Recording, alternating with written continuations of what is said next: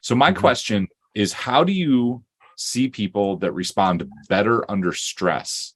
Do they have self-coping mechanisms? Are they just learn to be objective? Like, what are your thoughts on that?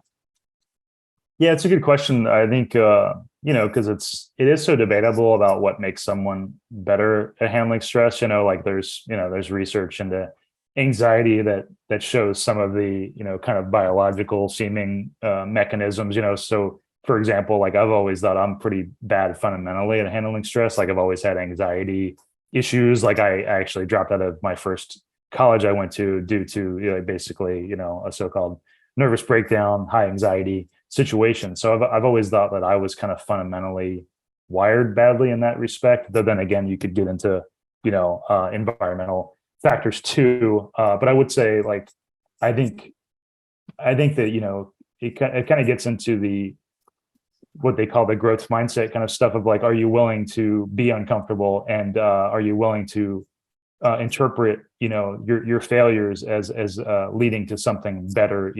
So much of it comes down to like I may be uncomfortable or wrong or even outright miserable in the moment, but am I able to see that in a narrative of like I'm getting better at this thing and I'm going to learn from these things.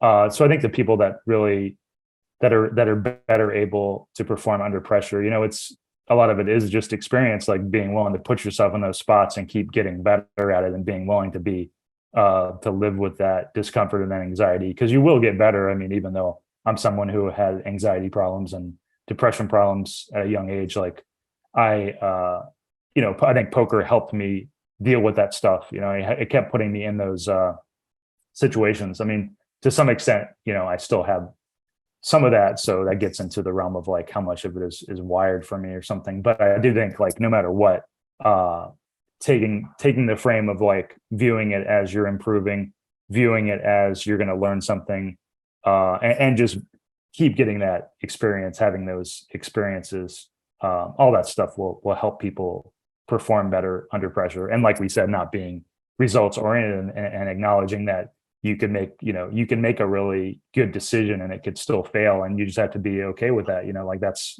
what life is really. It's like, you could things just happen. You can die at a young age randomly, like there's no telling. Life is definitely not fair, and nothing's fair.